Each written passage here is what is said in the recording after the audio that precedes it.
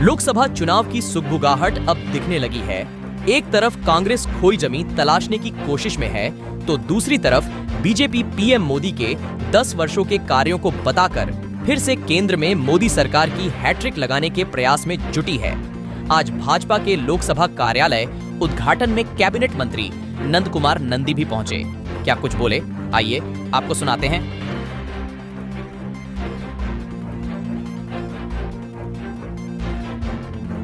पूरे देश की जनता उत्साही है, उत्साह से लबरेज है। मोदी की गारंटी पूरा होने की गारंटी। जो जन कल्याणकारी योजनाएं हैं, आदरणीय प्रधानमंत्री जी का फेस है, बेदाग छवि है। दूसरी पार्टी विपक्ष, न उनके पास नेता है न नीति है।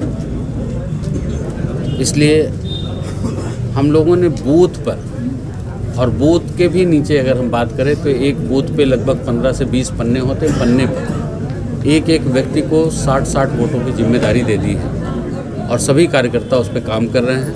निश्चित रूप से प्रचंड बहुमत के साथ हम बोल जरूर रहे हैं 400 पार या 400 पार की बात हो रही है, लेकिन देश में जिस तरह का उत्साह है, जिस तरह से एक उमंग है, विपक्षी पार्टियों में भगदड़ मची है पार्टी ज्वाइन करने की। और अगर हम निचले स्तर पर भी जाकर के बूथ पे देखते हैं, सेक्टर पे देखते हैं, मंडल पर देखते हैं, तो वहाँ भी दूसरी पार्टियों के कार्यकर्ता जो कभी झगड़ा करते थे वोट पड़ने के नाम पर, वोट डालने में लड़ाई कर लेते थे आपस में, 2 पार्टी के लोग, 3 पार्टी के लोग आपस में झगड़ा करते थे, वो भी कह रहे हैं कि हमें अपनी पार्टी ज्वाइन करा दीजिए। हमारे अपने कार्यकर्ताओं से कह रहे हैं हमें अपनी पार्टी में ज्वाइन करा लीजिए। तो किसी के पास ना कार्यकर्ता है, ना नीति है, ना नेता है।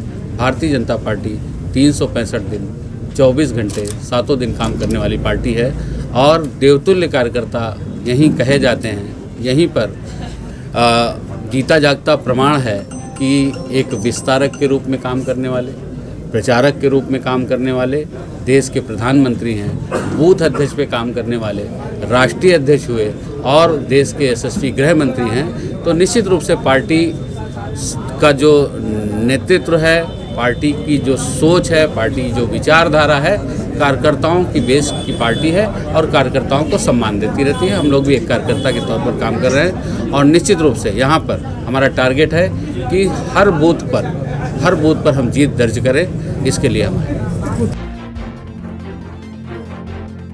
Bureau report, NN Bharat Sultanpur.